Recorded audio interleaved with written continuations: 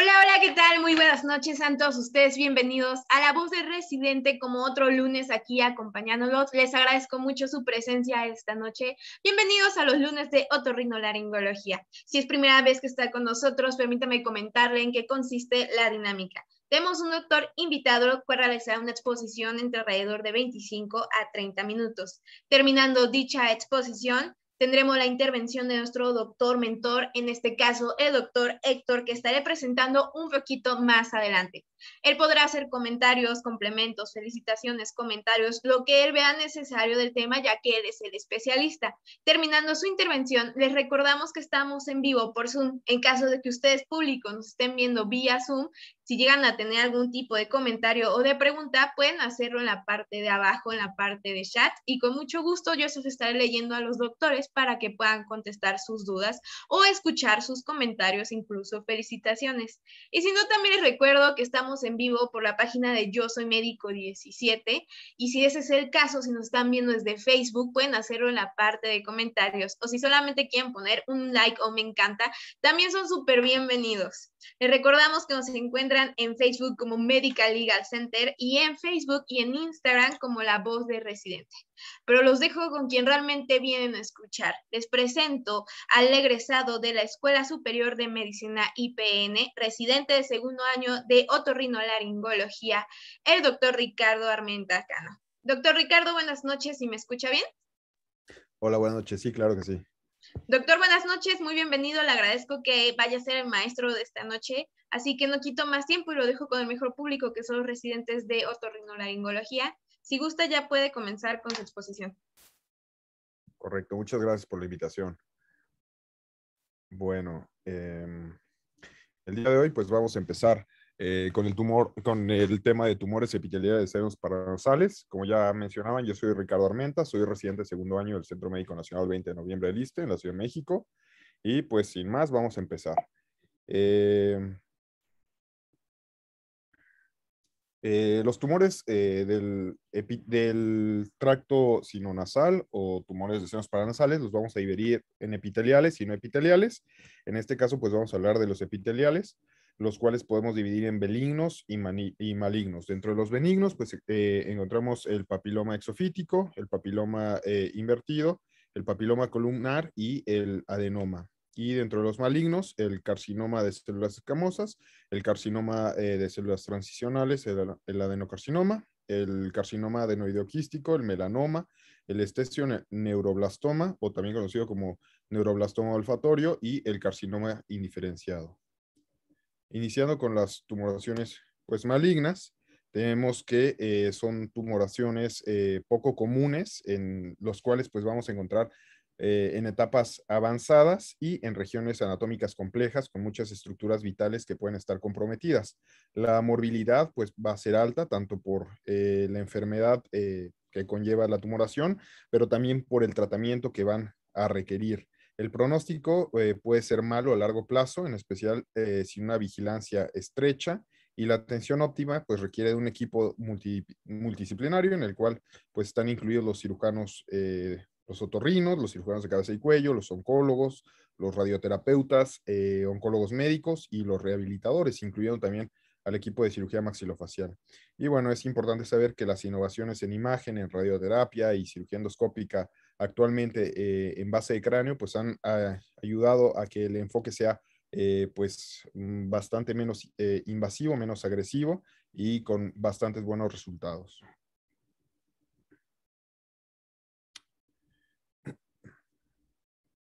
Ahora, un poco de epidemiología. Perdón. Pues como ya mencionábamos, las neoplasias malignas de los senos paranasales son poco frecuentes, representan menos del 5% de todos los cánceres de cabeza y cuello, tienen una incidencia de 0.5 a 1 por cada 100,000 casos, bueno, 100,000 habitantes en Occidente, y se ha reportado una incidencia de hasta 3 a 3.5 por cada 100,000 habitantes en Japón. La edad de presentación media pues va entre los 50 y los 60 años. Tiene una relación 2 a 1 con respecto a hombres y mujeres, y está muy en relación con los factores ambientales y ocupacionales, como vamos a ver más adelante. El sitio número 1 de neoplasias malignas va a ser el seno maxilar, con un 50-70%, la cavidad nasal de 15-30% y el seno etmoidal de 10-20%. Los senos esfenoidales son raros encontrarlos como lugares de origen de estos tumores, pero pues cuando llegamos a observarlos, significa que es una enfermedad avanzada y usualmente tienen un mal pronóstico. La supervivencia a 5 años de estas neoplasias malignas de senos paranasales es aproximadamente de un 50% y las metástasis a cuello van a ir entre 3-20%. Las metástasis a distancia de 17-25%. Las metástasis de otros tumores primarios también se van a poder presentar como tumoraciones de los senos paranasales y pues lo más frecuente es que se trate de tumores de mama, de riñón y de próstata. Ahora un poco de patología. Las neoplasias malignas de senos paranasales se pueden clasificar en epiteliales y no epiteliales, como ya comentábamos. Hay varios subtipos que son causados por inhalantes tóxicos, ambientales u ocupacionales. Se ha dado, bueno, se ha prestado mayor atención a los trabajadores de las industrias de madera, del cuero, de los textiles e incluso del aluminio. Y los subtipos epiteliales más frecuentes son el carcinoma de células escamosas y el carcinoma adenoideo quístico, así como el adenocarcinoma. Empezando con el carcinoma de células escamosas, pues es la variedad más común de tumores malignos nasosinusales, va de un 40 a un 50% de los casos. La mayoría pues va a surgir de la pared lateral nasal y el 50% de estos tumores se desarrolla en los cornetes. El tabaquismo es el factor de riesgo número 1 identificado, aunque también existen otros factores de riesgo como las aflatoxinas, el cromo, el níquel, el arsénico y el BPH, en específico los subtipos 6 y 11. Se sabe que de los papilomas nasales, 10% de los que degeneran en malignidad lo van a hacer en carcinomas de células escamosas. Tienden a reaparecer más rápido que otros tumores u otros subtipos de tumoraciones nasosinusales. Se dice que la recurrencia media es de 2 a 3 años y tienen una incidencia de metástasis regional en el cuello hasta de un 25%, lo cual sugiere una posible necesidad de un tratamiento electivo consistente en la disección de cuello. Macroscópicamente, algunos de los carcinomas de células escamosas tienen un aspecto polipoideo, mientras que otros van a ser de una apariencia fungosa, friables y más queratinizados. Las manifestaciones clínicas, pues, están en relación a la ocupación de la fosa o de la cavidad nasal. Son tumores de crecimiento bastante inconstante. Puede ser tumores que sean mínimamente sintomáticos o incluso asintomáticos. Pueden ser tumores que incluso crezcan tanto que compriman o desplacen el septum hacia contralateral. Pueden generar dolor dental, erosión palatina, diplopia, proptosis y parestesias. El tratamiento ideal, como vamos a ver más adelante, pues en todos estos tumores es la resección quirúrgica y la radioterapia. Se habla de un porcentaje de cura de más o menos un 46 a 68% con esta terapia combinada, en comparación con un 9 a 20% en los pacientes que solamente se tratan con radioterapia.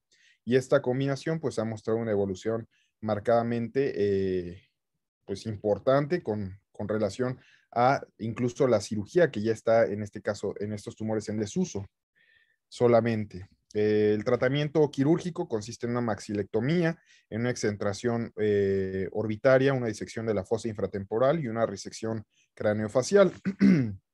La radioterapia de intensidad regulada, pues es una nueva modalidad que va de radioterapia que permite la liberación de una dosis incluso mayor a la convencional, mientras que se evita el daño a estructuras cruciales y adyacentes, como serían el nervio y el quiasma óptico, la hipófisis o el cerebro. Bueno, en términos generales, se dice que el antro maxilar va a estar involucrado en más del 80% de estas tumoraciones. En la tomografía se va a ver una masa de densidad similar a tejidos blandos, de bordes irregulares, con la característica principal de que genera destrucción ósea bastante agresiva, como podemos ver aquí en esta tomografía simple en cortes coronales, ponderada en ventana para hueso. Vemos cómo hay una erosión bastante marcada de la pared medial del seno maxilar, incluso del techo de la crista Galli. Aquí podemos observar en un T1 simple, como es una tumoración heterogénea de bordes pues regulares, que no tiene pues realce. Y aquí en un T2 podemos ver cómo hay una tumoración de bordes regulares, isointensa, ligeramente hiperintensa, no tiene realce periférico, y lo que realza pues más que nada es la ocupación que hay en el seno maxilar del lado derecho por moco. Igualmente podemos observar en estas imágenes, en las dos primeras del lado izquierdo, en un T2 simple y en un T2 con inversión, en blanco y negro, cómo se ve una tumoración que protruye hacia el cono orbitario. Es bastante heterogénea, tiene cierta hiperintensidad a nivel periférico. Igualmente podemos ver una tumoración bastante pues amplia, de las mismas características en la inversión. Aquí en un T1 simple podemos observar cómo francamente está involucrado el cono orbitario, y en un T1 con contraste cómo hay cierto realce de esta, y se invade hacia el cono orbitario y hacia la pared lateral nasal. Ahora, en cuanto al adenocarcinoma, constituye entre el 13 y el 19% de las neoplasias malignas de los senos paranasales. Van a surgir principalmente de las celdillas etmoidales. Tiene una arquitectura glandular, la cual va a sugerir que surgen de un epitelio superficial o de las glándulas seromucosas.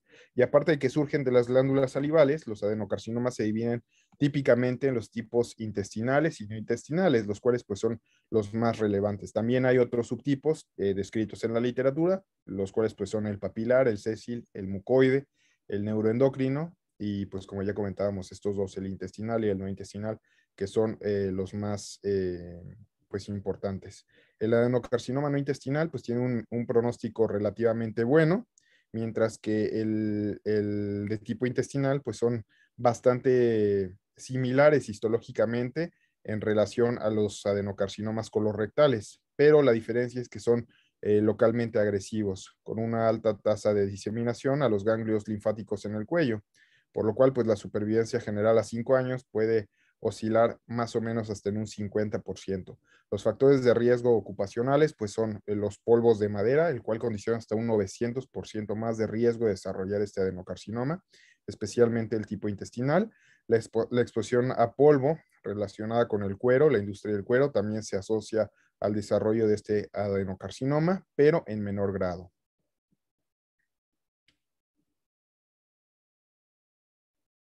Y bueno, tienen predilección por la cavidad nasal y los senos etmoidales. Pueden alcanzar un tamaño mayor debido a que se retrasa bastante el diagnóstico, por lo mismo de que son tumores de crecimiento asintomático. Al momento del diagnóstico, 75% de los casos tienen ocupación de más de un seno paranasal. Y bueno, en la tomografía podemos ver masas heterogéneas, bien definidas, con destrucción ósea o remodelación ósea, incluso de la lámina papirácea, como podemos observar aquí. Es una masa pues bien delimitada, heterogénea, la cual pues sí genera bastante destrucción de la lámina papirácea del lado, pues de manera bilateral, pero de predominio en el lado derecho. En la resonancia magnética, pues se observa una tumoración aquí en T2, pues heterogénea, no se observa pues que haya hiperintensidad. De igual manera, en este corte axial no se ve que haya mayor cambios en la intensidad. Y en estos cortes del lado derecho, en el corte axial, sí podemos ver cómo hay un involucro intracraneal extradural. Aquí se ve la interfase conservada, en la cual no hay invasión a nivel de la dura. Igualmente en la imagen del corte sagital, que se encuentra abajo. Y en esta imagen en T1 contrastada, corte sagital, pues sí podemos ver cómo se pierde esta interfase de la dura madre. Entonces podemos evidenciar un compromiso intracraneal e intradural. En cuanto al carcinoma adenoideo quístico, representa del 6 al 10% de las neoplasias malignas de senos paranasales. Son tumores nasosinusales más comunes que tienen su origen en glándulas salivales menores. La clasificación por su patrón de crecimiento es en tumoraciones tubulares, cribiformes o sólidos. El carcinoma adenoideo quístico de la variedad sólida son los más agresivos y el seno maxilar es el sitio más comúnmente afectado. Los pacientes pues suelen presentar una larga historia de dolor facial que puede pues desafiar o puede hacer pensar muchos diagnósticos diferenciales y bueno, tiene una alta tasa de invasión perineural y metástasis a distancia. La supervivencia a 5 años va de un 73 a un 90% y a 15 años disminuye hasta un 40%. A diferencia del carcinoma de células escamosas, la alta tasa de recurrencia pues tarda muchos años en manifestarse.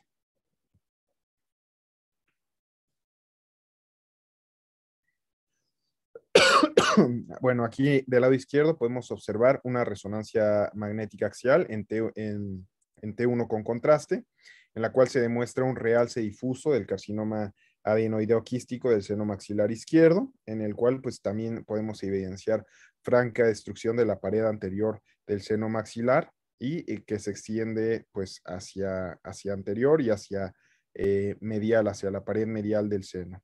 Y en esta tomografía coronal, pues se muestra una opacificación del seno maxilar derecho por un adenocarcinoma de células escamosas grande y pues se ve como hay una expansión o protruye hacia contralateral el septum y erosiona pues el piso de la órbita. Ahora, en cuanto al melanoma mucoso, pues es un tumor sumamente infrecuente. Tiene un origen a partir de los melanocitos dentro de la submucosa y de la mucosa de los senos paranasales. Con mayor frecuencia lo vamos a encontrar en la región anterior del septum nasal, seguida de los cornetes medio e inferior.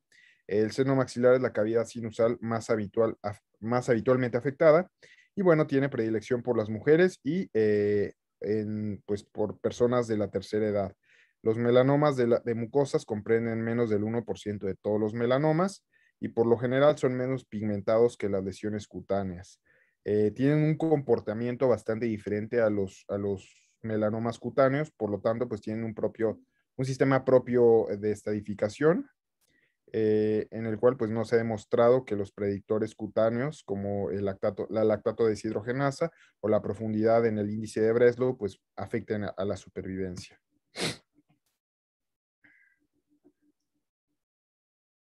La epistaxis es el síntoma más frecuente, seguido de la obstrucción nasal.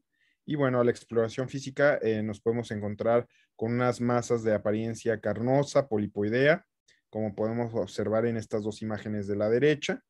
Las metástasis ganglionares se presentan en 10 a 20% de los casos. Presentan un comportamiento bastante diferente, por lo que ya mencionábamos, tienen una clasificación específica para ellos. Al ser muy agresivos, se dice que la mayoría están en estadios de T3 y etapa 3, y las metástasis a distancia, pues usualmente van a ser a pulmón, a hígado y a hueso. La supervivencia a 5 años es del 25 al 42%, y se dice que la resección quirúrgica con la radioterapia, o sea, la misma terapia combinada es el gold standard. Y bueno, aquí podemos ver la clasificación o el estadiaje del melanoma mucoso. El T3 está limitado a la mucosa y al tejido subyacente. El T4 está moderadamente a muy avanzado. Tenemos el T4A, que es moderadamente avanzado, T4B muy avanzado. Y bueno, N0, ganglios linfáticos negativos, N1, ganglios linfáticos positivos, y el clásico M0, que no hay metástasis a distancia, y M1, donde sí hay metástasis a distancia positivas. Aquí podemos observar en una tomografía en corte axial, tomografía simple, con ventana para hueso, cómo hay una tumoración dependiente pues, de ático nasal, de meato medio, que incluso llega a ocupar hasta el piso, en el cual se observa cierta erosión a nivel de la pared medial del seno maxilar. Se ve erosión de la misma, un poco del piso de la órbita, incluso de la lámina papilácea. Y bueno, en estas imágenes de resonancia magnética, la del lado izquierdo es una resonancia en T1, es un corte axial que muestra pues una masa en la cavidad nasal izquierda con una extensión a este seno maxilar. La lesión pues es de característica heterogénea con áreas de T1, bueno, tiene áreas pues podremos decir un poco más hiperintensas, bastante heterogéneas, y del lado derecho podemos ver en un T2 cómo hay un cierto realce heterogéneo y se observa la ocupación por mucosidad en el seno maxilar izquierdo. Ahora, el estacioneuroblastoma constituye menos del 5% de las neoplasias malignas de los senos paranasales. Tiene una presentación bimodal, tiene un pico a los 20 y otro a los 50 años aproximadamente. Tiene cierta preferencia por el senino y emergen del epitelio olfato por el neuroectodérmico. Tienen dos características observadas de manera frecuente en la microscopía, las cuales son las rosetas y los fibrilales. Las rosetas también se le conoce como rosetas de Homer-Wright. Y bueno, son tumores unilaterales de manera inicial y pueden crecer hacia los senos adyacentes y a la cavidad nasal contralateral. También se pueden diseminar, pues obviamente hacia la órbita y hacia el cerebro por la proximidad de donde se originan. Típicamente estos tumores son radiosensibles, pero pues eventualmente desarrollan metástasis cervicales en un 20 o un 25%. Esto pues genera cierta controversia acerca de la utilidad de la disección electiva en el cuello o la radiación electiva en pacientes con este tipo de tumores. Aproximadamente 50% de estos tumores se van a descubrir por primera vez como un tipo C en la escala de Kadish, que ahorita vamos a ver. Entonces, estos pacientes muestran tasas de supervivencia a 5 años de hasta el 70%. Aquí podemos ver en esta tabla la clasificación de Kadish, en el cual pues el grupo A son tumores que se limitan a la cavidad nasal, el grupo B son tumores que se limitan a la nariz o a la cavidad nasal y se extienden solamente a un seno paranasal, el grupo C se extiende más allá de la cavidad nasal y de los senos paranasales, y bueno, el grupo D tiene linfadenopatía cervical o metástasis a distancia. El tratamiento consiste en la terapia combinada que ya veníamos mencionando, que consiste pues en resección quirúrgica más quimio, más radioterapia, y tienen una tasa de control local hasta del 87%. A comparación de pacientes que reciben únicamente radioterapia, los cuales pues tienen una tasa de control local del 51% o del 0% en pacientes que reciben nada más manejo quirúrgico. Y bueno, aquí podemos observar una masa en forma de mancuerna del lado izquierdo en esta resonancia magnética, con una especie pues de cintura, lo comentan en la literatura, a nivel de la placa cribiforme. La tomografía pues se observa con una remodelación ósea combinada con destrucción ósea, especialmente de la placa cribiforme, más que nada secuestro óseo. Y pues bueno, estos son tumores, como ya comentamos, bastante agresivos. El sinusal indiferenciado, pues son tumores altamente agresivos de los senos paranasales. Se parecen bastante a nivel histológico con el estesioneuroblastoma olfatorio, crecen también con rapidez, tienen una invasión local extensa hacia los senos, hacia la órbita y hacia el cerebro. Como los papilomas invertidos, los carcinomas indiferenciados nasosinusales, parecen que surgen de la mucosa schneideriana. Recordar que la mucosa schneideriana es una mucosa que se origina en el seno maxilar y bueno, desde el punto de vista histológico parecen teñir para queratina y tienen positividad antígeno de membrana epitelial. Y bueno, eso sugiere que no tengan tal vez relación con el virus de Epstein-Barr, lo cual podría distinguirlos de los carcinomas nasofaringeos indiferenciados. Y bueno, la resección quirúrgica, aunada a la radioterapia posquirúrgica, es la piedra angular en este tratamiento. Y bueno, como ya comentábamos, son tumores de crecimiento bastante rápido, de extensión bastante amplia, y pues se dice que más del 80% de estos tumores debutan en un estadio T4. El tratamiento aquí sugiere pues la bibliografía más común que utilizamos, el Cummings, el tratamiento trimodal, el cual consiste pues en cirugía en radiación y quimioterapia.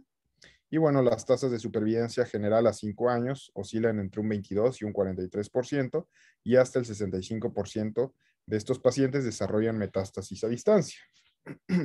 Aquí pues podemos observar una tomografía en cortes axiales en donde podemos ver cómo hay datos de secuestro óseo y a nivel de la pared anterior del seno maxilar izquierdo se ve como hay incluso gas a nivel de la tumoración, hay incluso partes óseas, y en esta resonancia magnética en un T1 se puede observar cómo hay datos de necrosis a nivel central, eh, compromiso completo de la órbita del seno maxilar.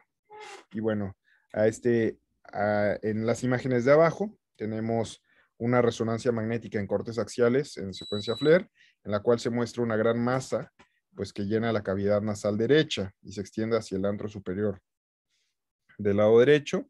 Y bueno, incluso hay extensión a la grasa retroantral. Y en esta imagen del lado derecho es una resonancia magnética axial en T1 contrastada del mismo paciente a nivel del nasofaringe, en el cual pues se muestran metástasis a nivel del ganglio retrofaringeo, indicado aquí, lateral, pues nada más. Bueno, el diagnóstico lo vamos a hacer con estudios de imagen, con endoscopía obviamente, y nos vamos a tener un diagnóstico completamente de certeza con el uso de la biopsia de un estudio histopatológico. Dentro de los estudios de gabinete, pues tenemos la radiografía simple, en el cual pues podemos ver datos de erosión ósea, opacidad de los senos paranasales.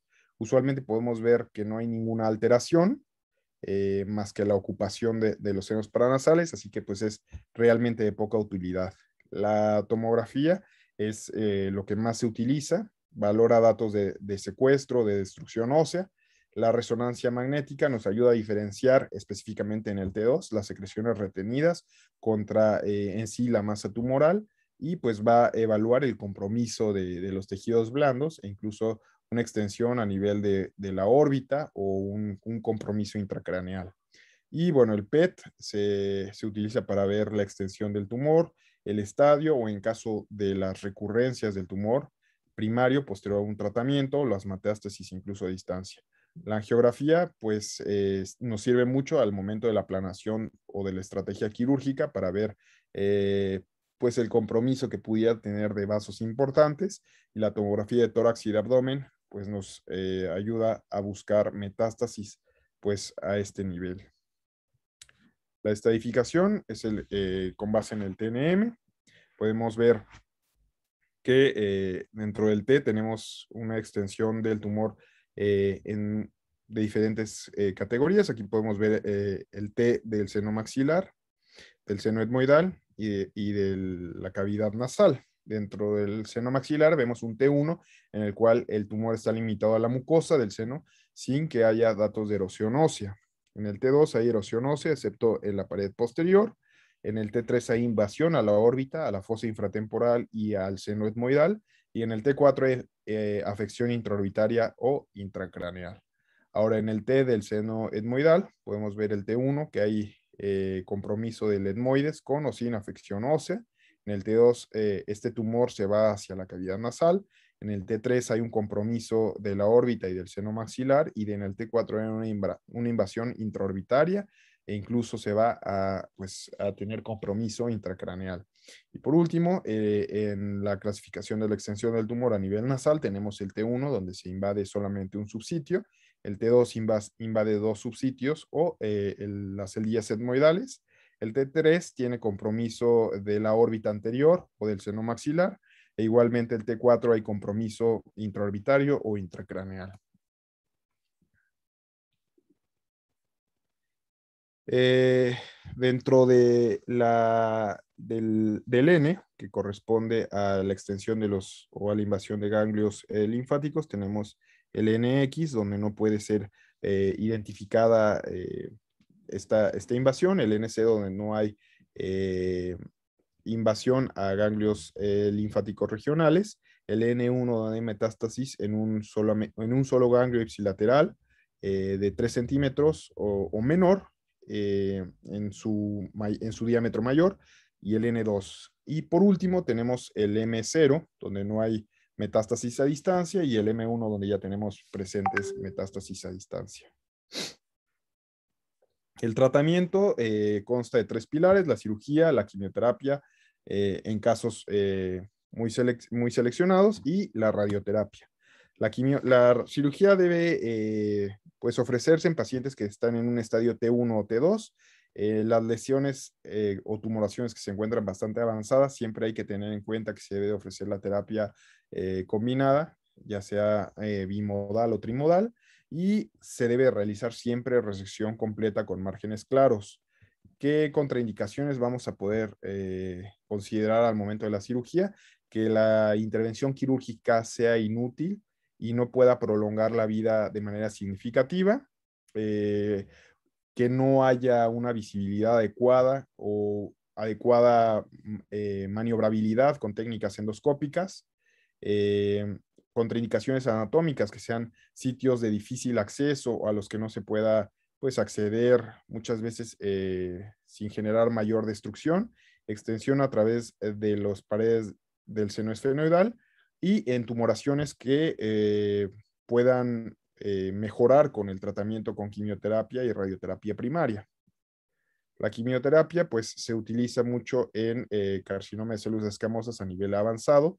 Es una técnica paliativa o un método de inducción para reducir la carga tumoral y posteriormente poder abordarlo de manera quirúrgica.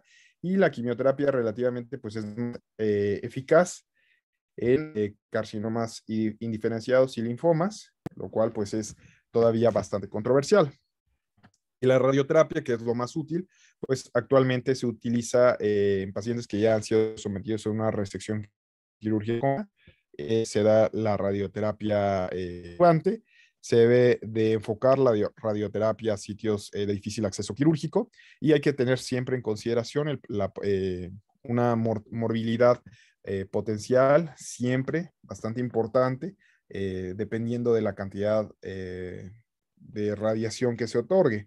Siempre hay que dar entre 60 y 70 grays para prevenir recaídas, y tener en cuenta la toxicidad del nervio óptico, que oscila entre 45 y 54 grays, y de la médula espinal, que es de 50 grays. Y bueno, si no, eso es todo de mi parte. No sé si haya dudas o preguntas.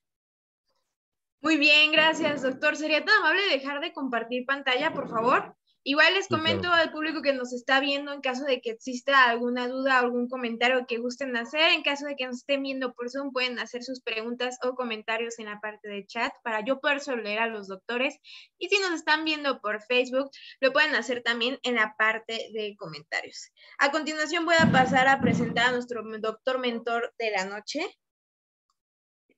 Les presento con ustedes al egresado de Medicina de la Universidad Autónoma de Sinaloa, formación en otorrinolaringología en el Instituto Nacional de Enfermedades Respiratorias y con alta especialidad en oncología quirúrgica de cabeza y cuello en el Hospital Juárez de México, actualmente adscrito de cabeza y cuello en el Hospital Civil de Culiacán, el doctor Héctor Luis Echegaray Sánchez. Doctor Héctor, buenas noches, ¿me escucha bien?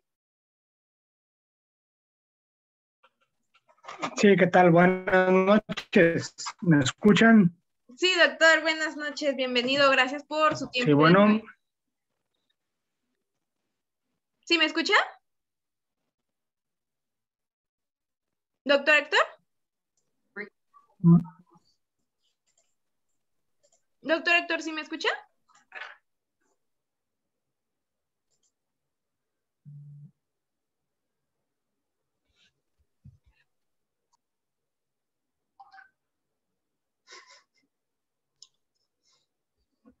Buenas noches, doctor Héctor, ¿sí me escucha?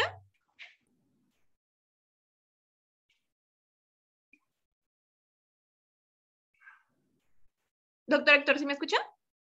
Ah, sí, ya, como que se cortó la señal. Sí, o sea, sí veo bien su imagen. Ah, ok, muy bien. Bueno, ahí me toca dar el comentario sobre la plática. Así es. Eh, pues yo sé que como torrinos de pronto no tenemos una formación oncológica o no son como los fuertes de la mayoría de los hospitales. Incluso por eso pues existe la subespecialidad de oncología quirúrgica de cabeza y cuello. Pero lo que sí me gustaría reforzar, o el comentario más dirigido hacia ustedes, porque lo que sí es imperdonable, pues bueno, tal vez no que hagan un desguante facial o que hagan un abordaje abierto, complejo, con reconstrucción, pero lo que sí es imperdonable para el otorrino es que se les escapen estos diagnósticos. Yo creo que eso sería lo más importante a detallar. Por ejemplo, en el caso de la plática, que la mayoría de la bibliografía pues, está basada en los libros de texto, en el Cummings, por ejemplo, podemos encontrar todavía, ¿no?, una radiografía simple de cráneo, una radiografía simple de nariz y senos paranasales, llámese la Waters o la que pidan, pero sabemos que actualmente esos estudios solamente van a hacer perder tiempo a los pacientes, ¿no? Si ustedes están sospechando en alguna masa, ya sea que piensan que es benigna o maligna, de primera instancia pasar a una endoscopía, que debe de ser un dispositivo con el que contemos, una tecnología que esté al alcance de nosotros, y una tomografía, ¿no? Y incluso podemos leer y vamos a ver que la mayoría de los abordajes o la mayoría de los tratamientos van enfocados a tratarlos a los pacientes de manera endoscópica. Desafortunadamente, como bien vieron en las imágenes de tomografía o resonancia, la mayoría de estos pacientes llegan en estadios avanzados. Entonces va a ser muy difícil que podamos contar solamente con una modalidad de tratamiento quirúrgico. Normalmente estos pacientes, como ya se ha mencionado, suelen ser candidatos a abordajes mixtos, ya sea una parte endoscópica y otra parte abierta, ¿no? Que eso también es otro de los comentarios a los que va enfocado esta plática, de que no se enajenen o traten de no despegarse mucho de los abordajes abiertos. La verdad es que pues, se nos hace muy fácil decir, no, siempre tendremos un endoscopio a la mano, y se van a dar cuenta que no, en efecto no. Tan es así que ahorita con lo del COVID, que muchos de los procedimientos endoscópicos se suspendieron, pues tenemos que recurrir a abordajes abiertos, tal vez son más mórbidos en algunos casos, pero desafortunadamente ese es el tipo de pacientes que nos llegan, ¿no? Son pacientes avanzados, complejos, que requieren un manejo multidisciplinario. Entonces, eso sería como lo más importante a remarcar, ¿no? Siempre que tengan un paciente con una tumoración nasal, vayan directamente a una endoscopía, traten de identificar los sitios de donde proviene, donde pueda provenir, usen como sus conocimientos clínicos, vean si la lesión es friable, si la lesión está hemorrágica, de dónde provienen las lesiones. Eso les va a dar como un gran panorama de qué se puede estar tratando. Esa es una. Y por otra parte, vayan directo a estudios que trazada, ustedes saben, y en casos que tengamos sospecha de ciertas zonas ya con afección, pero ya en un segundo tiempo pedir una resonancia magnética, porque como saben, no todos los pacientes tienen los recursos como para hacer estudios de resonancia de primera instancia, y muchas veces si los piden de primera instancia son pacientes que solamente van a prolongar, que van a tardar más tiempo en llegar a su consulta y que va a terminar avanzando las lesiones, ¿no? Eso me parece muy importante. Ahora, en cuestiones del tratamiento, sí es importante que sepan que existen otras cosas aparte de la cirugía. Por ejemplo, en el caso de los linfomas, pues el linfoma rara vez es quirúrgico, son pacientes que van a pasar a quimioterapia, y tenemos otras lesiones de las cuales nos podemos beneficiar de la radioterapia, ¿no?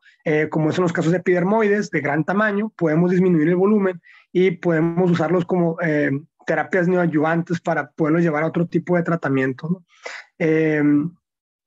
Es importante que conozcan la anatomía. Yo creo que eso, pues siempre que se habla de senos paranasales, va a ser la misma observación, ¿no? La anatomía va a ser una parte fundamental de cualquier cirujano, y eso es lo que de pronto nos da ciertas fortalezas a nosotros como otorrinos sobre los cirujanos oncólogos, que pues tenemos más conocimiento de todos los meatos y sitios complejos, ¿no?, de la anatomía, que sabemos que puede ser bastante compleja.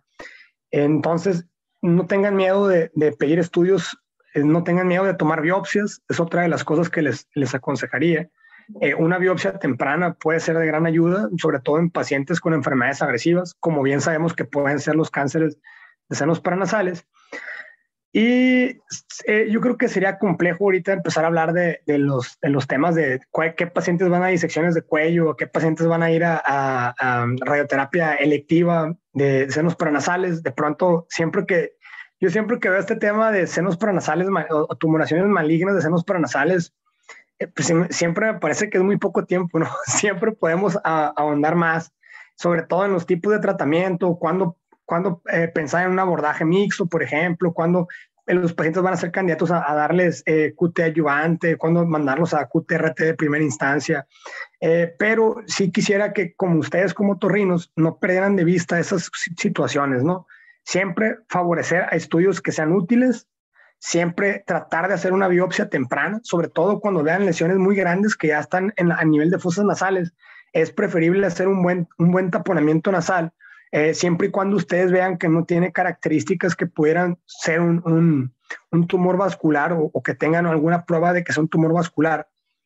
Siempre opten por una biopsia temprana y siempre hay que informarle al paciente la importancia de determinar si su patología es benigna o maligna, porque ustedes lo saben, los pacientes se pierden, están un tiempo y si no ven resolución del problema, se van a otro médico, entonces van a hacer que va a empezar un protocolo de cero. Y son más o menos las experiencias que tenemos en nuestro hospital, ¿no? Son pacientes que de pronto se nos desaparecen y cuando vuelven, pues están sumamente avanzados. No sé si tengan alguna otra duda o pregunta. Pues me parece que es una clase pues, muy académica en cuestiones de que va muy apegada al curso del libro, como un buen repaso, pero sí traten bueno, una observación o un consejo sería de que sería bastante pertinente que ustedes plasmaran la experiencia de su hospital. Eh, Porque pues sabemos que no todos los pacientes son iguales. Por ejemplo, los pacientes del ISSSTE del 20 de noviembre pues, son pacientes totalmente diferentes a pacientes que pueden llegar a un hospital general, a un hospital de zona. Entonces, eso sería importante, ¿no? Saber cómo llegan estos pacientes, algún caso clínico. Yo creo que para futuras pláticas podría ser bastante útil para todos, ¿no? Sin embargo, me parece una muy buena clase y no sé si alguien más tenga algún comentario, alguna otra pregunta. Muy bien, muchas gracias, doctor Héctor. De hecho, nomás estoy viendo felicitaciones y voy a leer la única pregunta que estoy viendo. ¿La puede contestar usted o la puede contestar el doctor Ricardo, quien guste? Dice, ¿todas las lesiones de senos paranasales deben ser estripados, aun siendo muy antiguas y asintomáticas? ¿Puede contestarlo el doctor que guste? Sí, bueno, todas las lesiones deben ser extirpadas, depende, ¿no? Por ejemplo, puedes tener un papiloma nasal invertido y decir, bueno, tiene mucho tiempo con él, no hay ningún problema. Sin embargo, sabemos que los papilomas nasales invertidos tienen un riesgo a tener malignidad, ¿no? Igual puede pasar con tumores benignos de glándulas salivales menores, que puedan tener una tumoración, un quiste de retención, pero que en el fondo escondan una lesión que sea de origen maligno, ¿no? Había un caso al que me tocó a mí en el INER de un paciente con pólipos nasales que tenía mucho tiempo con él. Al momento de quitar los pólipos, descubrimos que tenía un melanoma en nasofaringe, ¿no? De mucosas.